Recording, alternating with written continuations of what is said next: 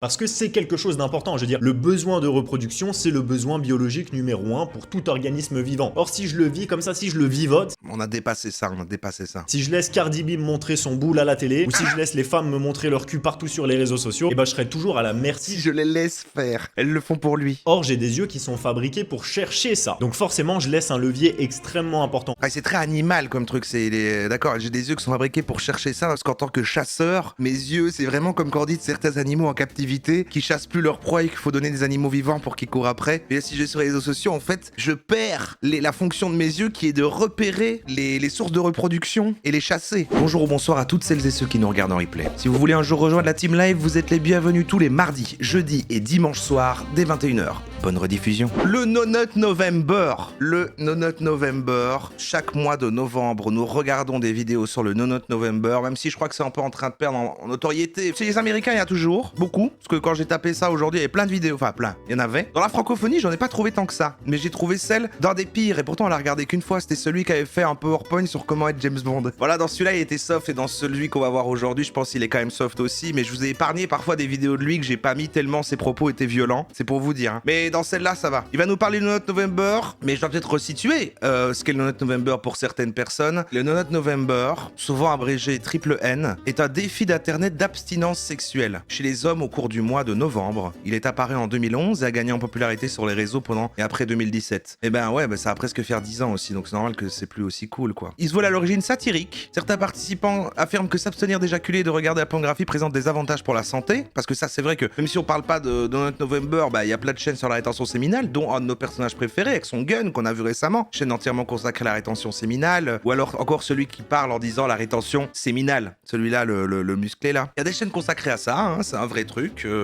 On sait toujours pas vraiment pourquoi, mais voilà. Et puis il y a aussi toute la phase, toute la partie combattre l'addiction au porno, dont le gars qu'on avait vu aussi récemment, c'est quoi, il avait peur de devenir gay en regardant du porno et rassurer sa communauté. Alors vous inquiétez pas, mais il faut arrêter le porno quoi. Donc il y a plein d'axes. Mais le No Nut November, c'est vaste, c'est un peu sous forme de challenge. Après que certaines personnalités publiques d'extrême droite, aïe aïe aïe, ça, vous les aimez pas, hein. Dont Paul-Joseph Watson ont promu la campagne. Je crois que c'est celui qui s'est fait assassiner, là. Pas du tout. Voilà, ça a été réapproprié par les vilains fachos, là, qui vous font peur. On va l'écouter tout de suite. Un de ceux-là, d'ailleurs. Gros mascu, Billy's. No Nut November, il va nous en parler. J'ai fait 852 jours de maîtrise sexuelle. NoFap, abstinence, rétention séminale. C'est presque 3 ans. Il peut mourir à tout moment, hein. À tout moment, il peut mourir. Et la vie est courte et il s'est dit...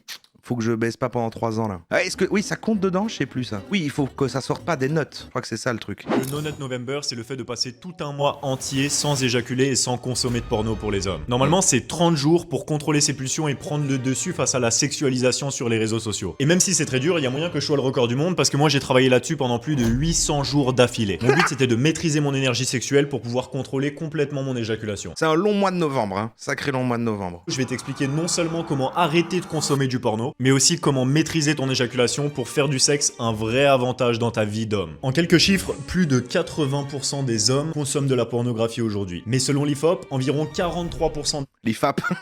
des jeunes ne vont avoir de rapport sexuel avec absolument personne de toute l'année. Presque 1 sur 2 des gens qui regardent le porn ne vont pas avoir de rapport sexuel pendant toute l'année. Ce qui signifie que plus des 3/4 des hommes que tu vois dans la nature ont beaucoup plus de chances d'être des voyeurs accros à la pornographie. En plus, il met des violons dramatiques pendant qu'il parle, c'est vous. Je sais pas dire parce que pas le physique, mais si c'est un accessoire, on peut faire un commentaire quand même. C'est vrai qu'on dirait qu'il a un pince-nez. C'est assez marrant ces lunettes. C'est-à-dire qu'il y a pas de contour et du coup on voit juste un petit truc doré là et des trucs sur les côtés, mais on voit pas les verres. Du coup, c'est vrai qu'on dirait qu'il a juste un petit truc doré sur le nez. C'est le monde de demain. Le monde de demain, il va factuellement être composé d'hommes accros au voyeurisme et au fantasme face à des femmes qui n'auront jamais le courage d'approcher. Et voilà, non pardon, là je rentre dans le physique, après on arrête. Mais cette taille de barbe là, de bouc, c'est en train de devenir vraiment le... Ils ont tous ça quoi. J'ai l'impression quand ils disent des trucs comme ça, un peu masculins et tout, ils ont ce bouc, non?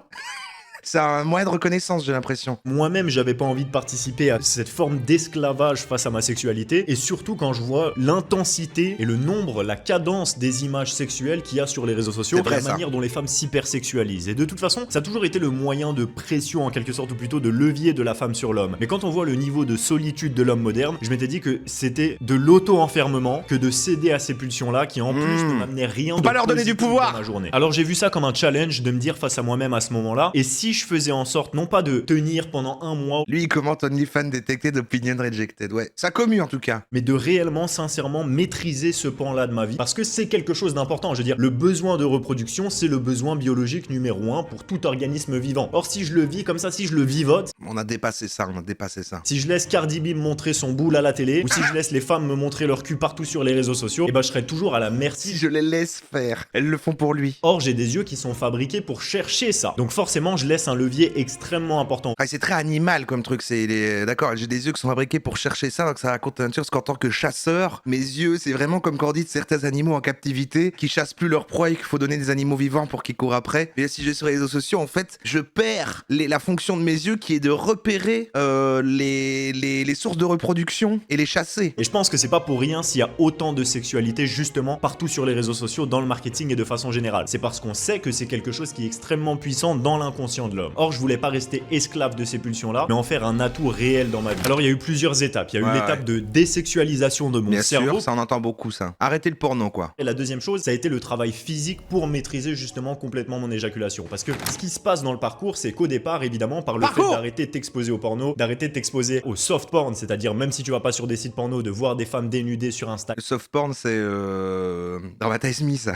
ça a quand même un impact qui t'appelle vers la sexualité. Or ça, c'est la première chose. Mais le fait de faire ça, ça va forcément amplifier justement ta sensibilité face à ces images, et ça va te donner encore plus envie de côtoyer des femmes, notamment dans la vraie vie. Et de toute façon, c'est exactement l'objectif de ça. L'objectif, c'est d'arrêter de vivre par procuration. Pourquoi ils parlent tous en 1.5 aussi? Que c'est l'équivalent de quelqu'un, d'un homme qui serait ambitieux et qui passerait sa vie à regarder des photos de voitures alors qu'il pourrait aller la conduire et qu'elle est dans son garage. Bah en fait, c'est exactement ce qui se passe par le fait de vivre sa sexualité par procuration, qui est au final de se déconnecter des besoins réels de la vie et de se donner un effet placebo, de se donner la sensation qu'on y a accès alors que c'est complètement faux. En mode combattre l'addiction au porn et soft porn, c'est legit. J'entends ce que tu dis de plus en plus. Je pense que c'est plus sur quel autre thème. Bah, c'est quand on avait vu le gars qui parlait avec sa chaîne d'addiction au porno. C'est juste que lui, c'était problématique parce que du coup, il était homophobe et voilà. Mais le fond, contrairement à l'époque où j'étais pas au courant de ce bazar-là, j'entends maintenant tout le truc. En tout cas, ça a l'air de. Après, je comprends pas l'abondance de contenu et c'est quand même beaucoup dans la sphère développement personnel, ceux qui sont un peu qui donnent des conseils pour s'améliorer sur Internet et tout. Mais le nombre, mais même pas d'une partie de leur contenu, mais de chaînes dédiées à l'arrêt du porno, à la désexualisation du cerveau, c'est énorme. Donc j'imagine que du coup ça répond à un problème techniquement et ça semble pas mauvais en soi, j'imagine. Donc oui, ça fait sens si des gens ont ce souci, mais ça a l'air attaché à des trucs bizarres après. Mais bon. Couper complètement les images sexuelles Couper les images sexuelles, mais comment on fait? sur les réseaux sociaux. Ce que ça va faire, c'est que ça va provoquer chez toi de la frustration. Cette frustration, elle va se manifester par une augmentation de l'envie justement de consommer des images ou de côtoyer des femmes. Et donc là, c'est la deuxième étape. Ça va être de maîtriser cette énergie-là et surtout de ne pas céder à ses pulsions. Donc ce que je te recommande de faire, c'est de boucler avec des exercices qu'on appelle du Kegel. Du Kegel? Mais attendez, ça a l'air de devenir technique. C'est-à-dire de renforcer le muscle PC, qui est le muscle qui intervient au moment de l'éjaculation chez les hommes. C'est exactement le même muscle que tu ressens si par exemple tu vas aux toilettes et tu te retiens de pisser pendant que tu es déjà en train de pisser. Ah, ça fait mal ça. Ce muscle-là, c'est le même muscle que tu sens responsable de ton éjaculation. Or, si tu le renforces comme n'importe quel muscle, eh ben, t'augmentes le niveau de contrôle sur celui-ci. Pour ça, tu peux faire des exercices très simples. Il faut évidemment que tu commences en allant tout doucement par justement le travail de ce muscle. C'est le muscle, c'est le muscle chol. T'as vraiment pas envie d'attraper une crampe ou de te blesser ici. Ce que tu vas faire, c'est de te faire des exercices très simples en 2 sessions, chaque jour, des exercices qui vont te prendre 5 minutes de contraction et de décontraction. Parle de vite,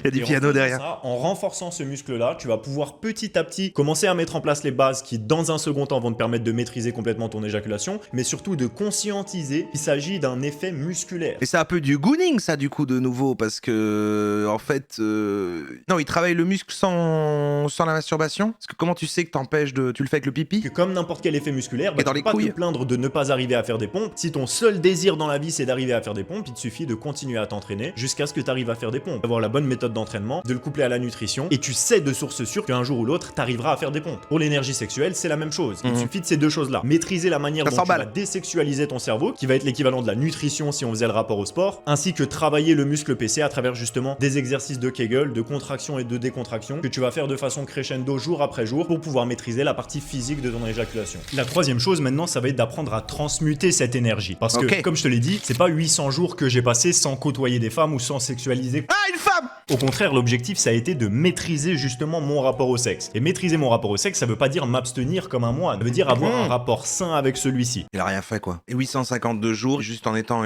un gars normal, en fait. Il dit 852 jours, il a juste appris à...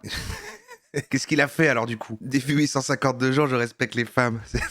Parce que t'as un cerveau qui est complètement accro à la pornographie, qui a besoin de nouveautés, de slider comme ça, et donc t'as aucun contrôle sur tes relations, et tout est perdu par justement les excédents et les pics de dopamine que tu te crées autour de la sexualité, mais plutôt de savoir de sources sûres qu'il va s'agir de quelque chose qui va se passer tellement bien pour toi et pour elle, que t'augmentes ton niveau de confiance en toi à chaque fois que tu vas coucher avec une femme différente, par le fait de la combler sexuellement, et par le fait d'être le genre de personne qui contrôle son rapport au sexe. Comment est-ce que ça va se manifester? Après, je crois qu'il veut dire, et en fait, lui, son combat, tout ce que ça cache là derrière, c'est il veut pas que les femmes gagnent, et donc du coup, il y a un truc de dignité, il faut pas qu'elles aient du pouvoir sur toi, donc en fait, tu décides de quand tu vas te choler parce que, pas parce que t'en as besoin, juste voilà, mais en fait, si je veux au dernier moment, mais non, mais je m'en fous, en fait, j'ai pas envie, voilà. C'est ça quoi, en fait, il veut pas que les gens simpent, c'est un peu ça l'idée. C'est ça qu'il appelle la maîtrise sexuelle, je pense. Très simplement, par le fait d'avoir créé volontairement de la frustration autour du sexe, tu vas augmenter justement ton énergie sexuelle. Et c'est là où tu vas la ressentir. Parce que habituellement, t'as pris l'habitude de la vider tous les jours, certains plusieurs fois par jour ou plusieurs fois par semaine. Il allait dégoûter. Et certains plusieurs fois par jour, c'est dégueulasse, il y en a partout. Tu prends l'habitude de sortir cette énergie sexuelle de ton corps qui est l'énergie qui permet de créer des êtres humains. Donc tu te laisses même pas l'opportunité. C'est de l'énergie qui permet de créer des êtres humains. Tu balances de l'énergie qui permet de créer des êtres humains partout, sur les murs. Mais au bout de quelques jours à te retenir, crois-moi, tu vas la sentir, cette énergie sexuelle à l'intérieur de ton corps. Et si tu le couples avec le Kegel, là tu vas pouvoir conscientiser physiquement et sentir qu'il y a réellement une boule d'énergie qui se développe dans ton corps quand t'es dans cet état d'énergie sexuelle. Je crois que c'est un cancer des testicules. Hein. Tu vas pouvoir simplement utiliser des exercices de respiration en visualisant, parce qu'elle va être tangible cette énergie, elle va tellement être puissante, elle va tellement déborder dans ton corps de par le fait d'avoir créé de la frustration volontairement que tu vas la sentir comme si c'était une vraie boule de lumière dans ton corps. Et là tu pourras simplement la déplacer partout où tu veux. Mais attends, ça devient de la magie. Maintenant elle reste dans ton corps. Donc tu vas pouvoir choisir de la faire circuler partout dans ton corps. Mais à force, parce que lui il est vraiment dans les trucs de rétention séminale qui amènent des effets magiques. C'est là qu'ils me perdent encore plus, quoi. C'est plus juste...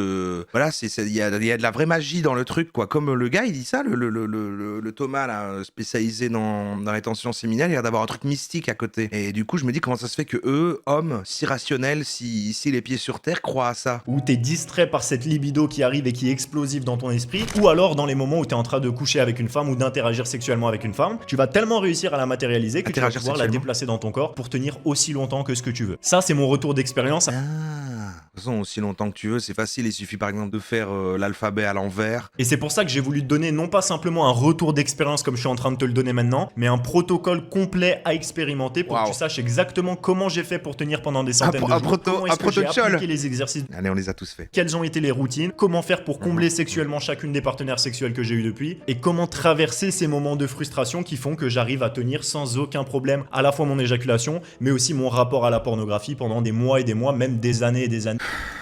Ouais, mais pourquoi? Il est stressant, hein, j'ai vraiment l'impression qu'il m'engueule, mon cœur s'accélère en fait. J'essaie de dramatiser en faisant des blagues, mais là je fais une petite pause parce que c'est vrai que j'ai l'impression qu'il me veut du mal en fait. Donc lui, l'objectif de faire ça, et ce qu'il appelle la maîtrise sexuelle, c'est le côté, tu choisis et tu n'es plus esclave du sexe, et donc en fait tu récupères une maîtrise et une consommation saine, et ça du coup ça a du sens. C'est juste ça devrait peut-être être de base, surtout pour les rapports réels. Maintenant pour les addictions porno ou quoi, alors peut-être ça a du sens en effet de reprendre, comme toute addiction, soit si c'est trop tu supprimes complètement, ou alors tu as une consommation saine quoi. Mais il part du principe que tous les gens qui regardent ça sont du coup complètement voilà, ils jutent partout, ils savent plus rien. C'est contrôle fric je pense, oui, parce qu'il a ce côté aussi business, développement personnel comme ça, mais là il y a vraiment, c'est important pour lui parce que il y a le côté il faut pas que les femmes vous contrôlent les gars. Perso je jute partout et ça me va. Non mais parce que y a pas de mal, enfin allez ok, imaginons c'est un vrai sujet l'addiction au porno, voilà. J'ai revisité mon avis là-dessus, ok, admettons. Mais est-ce que c'est un vrai sujet, l'addiction à la masturbation? Sachant qu'il y a des gens, ils sont obligés d'avoir le porno, j'imagine, quand t'es par exemple aphantasique, c'est ça? Quand tu sais pas voir des images dans ta tête tête. Comment tu fais en fait? Attendez, je lance des débats parallèles, mais comment tu fais si tu sais pas imaginer? Non mais c'est un autre truc, on verra. Tu n'éjacules pas mais tu te fais baiser en achetant ces méthodes. Ou la redoute. Oui non mais voilà, mais non mais par contre vrai sujet. Si jamais tu ne sais pas imaginer des choses, imaginer des images, en fait t'es obligé d'avoir un stimulé visuel en fait, ou alors...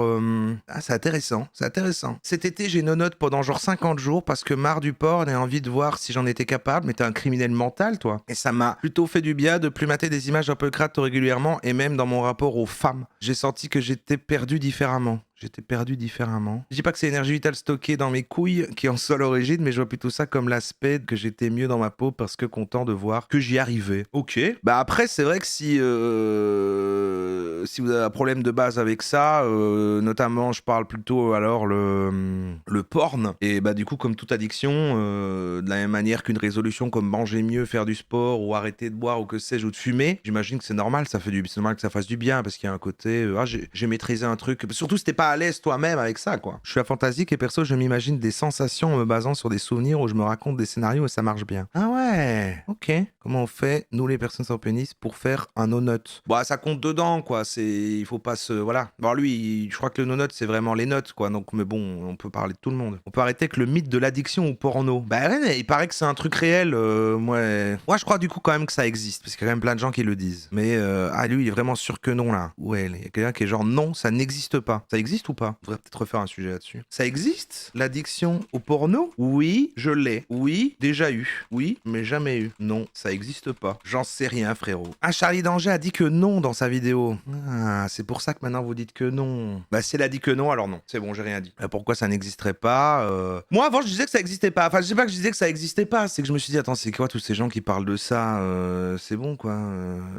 C'est quoi ces conneries? Moi, c'était ma position il y a peut-être, voilà, à l'époque, quand on avait fait peut-être le premier No Note November, il y a peut-être 2 ans d'ici, je sais pas. Et puis, je me suis dit, bon, bah, ok, tu vois, de la même manière qu'il y a peut avoir des addictions pour tout et rien, des addictions aux jeux vidéo, des trucs qui me semblaient absurdes, que pour moi, on parle pas d'addiction, mais pour moi, on parle d'addiction quand la consommation d'un truc pose problème dans ta vie. Et du coup, s'il y en a qui, en effet, passent leur nuit à gouner, savent pas se lever le matin, savent pas passer une journée sans regarder du porn, bon, bah, on appelle ça une addiction, j'ai l'impression. Ce que vous voulez que je vous dise, j'en sais rien, moi. Ça existe, mais c'est très rare. La plupart des gens qui disent en avoir ne l'ont pas. Ah, et ça, alors, ça, oui. Mais ça, comme tout, un peu.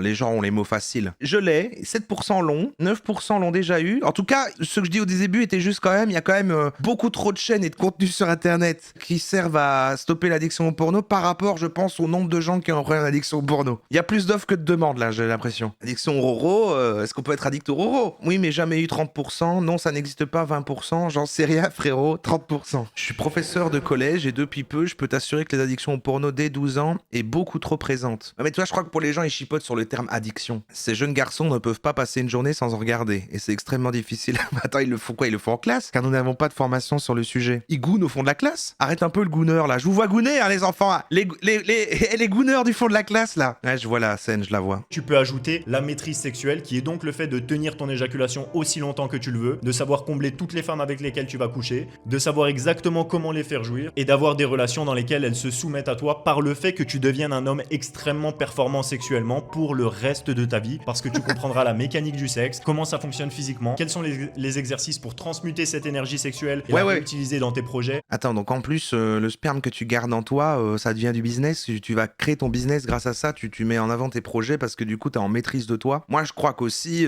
ça aide à se détendre, quoi, non? Enfin, on pourrait commencer à argumenter, admettons, que le porno, c'est mauvais, qu'il faudrait qu'il n'existe pas ou j'en sais rien. Imaginons, je peux être ouvert au débat, voilà, j'en sais rien. Ou en tout cas que plein de choses sont problématiques, bien sûr. Mais pour moi, c'est jamais problématique de se secouer la tchole, quoi. Enfin, je veux dire, il faut. En plus, c'est prouvé que c'est pas bon de pas le faire pour la prostate et tout. Bon. Le tout sous un protocole complet, un programme à suivre qui relate mon expérience sur plus de 2 ans à pratiquer cette maîtrise sexuelle. Et enfin, l'objectif, il aura pas été simplement de désexualiser ton cerveau. Et tu peux te goon sans porno, bien sûr. Bien sûr, bien sûr. Mais utiliser son imagination, c'est quand même de plus en plus dur, donc je trouve avec les années. Je trouve ça un plus un truc quand t'es jeune, non? Et après, c'était aussi, parce que quand t'es jeune, il y avait que ça. Enfin, si vous étiez dans les années 90-2000, avant Internet, où c'était le PC du salon, t'avais peur que ça se voit dans l'historique et tout. Bon, il n'y avait pas d'accès au porno, peut-être comme les jeunes de maintenant, là, les gooners du fond de la classe, ont chacun un smartphone, et maintenant, en fait, c'est vrai que les jeunes, ils ont un accès au porno de fou. Je veux dire, à mon époque, pas du tout, hein. La raison pour laquelle j'avais du mal au départ à tenir la rétention séminale, à tenir les No Nut November, à maîtriser justement, d'arrêter de regarder du porno, d'arrêter de consommer ces images qui me faisaient me sentir mal, c'est parce que je cherchais trop la frustration sans aucune compensation positive derrière. Le film d'histoire sur AV3. C'était quoi, Aphrodisia? Tu sais que le premier truc porn que j'ai vu, c'était en Canal+, encrypté. Je l'ai vu encrypté, tombé dessus comme ça, parce qu'on n'avait pas Canal+. Et je me souviens, il y avait une piscine, quoi. Il y avait une piscine et c'était sous l'eau. Or pour moi, ce qui a fait réellement la différence entre simplement la tentative de pratique et la réussite et la maîtrise complète, ça a été de le voir sur plusieurs étapes, à savoir, comme j'ai dit, une étape effectivement d'abstention qui peut provoquer de la Abstinence, non, qu'on dit? frustration. À ce moment-là, volontairement rediriger cette frustration et À chaque fois, ça me fait penser au gars qu'on avait vu, et je crois que c'était l'année dernière, la dernière fois qu'on a fait ce thème, où il disait, bah depuis que je retiens le meurtrier, j'ai envie de me battre. J'ai plus envie de me battre. Et troisièmement, maîtriser complètement cette énergie à travers la partie physique, la mise en place du Kegel et les interactions avec des femmes pour pouvoir te prouver à toi-même que tu arrives à tenir aussi longtemps que tu le veux. Et à partir de là, ça va te permettre de faire une distinction claire entre l'ancien toi qui avait potentiellement des addictions à ces images ou à cette exposition sexuelle et le nouveau toi pour qui il s'agit simplement d'un détail de ta vie. Oui, la maîtrise de soi sous n'importe quel aspect, pour moi c'est positif si tu te dis à toi-même que tu es dépassé et que t'as pas une bonne maîtrise de ça. Vous voyez ce que je veux dire? C'est-à-dire que si jamais t'es dans une consommation que toi ça te pose pas problème, alors tu peux être dans une consommation problématique et dans une forme de déni parce que t'acceptes pas encore, etc.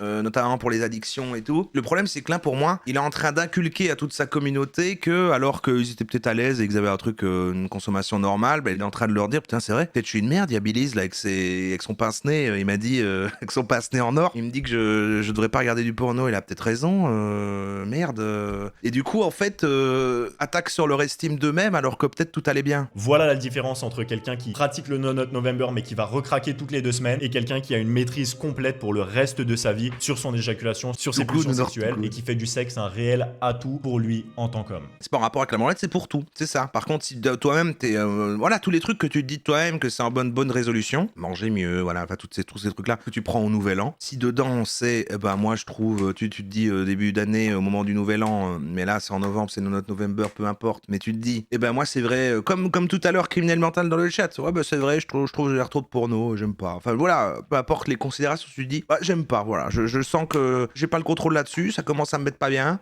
Oui, du coup si t'arrives à avoir le contrôle là-dessus, tu auras l'impression d'avoir accompli quelque chose, tu te sentiras mieux. Donc ça a du sens. Mais c'est bizarre d'aller inculquer qu'il faut faire des exercices du Kegel et muscler son périnée et s'empêcher de faire ça pendant presque 3 ans, et que ça va faire une boule magique qui se balade dans ton corps, qui va ensuite permettre de lancer son business avec lui qui t'engueule, quoi. Non ?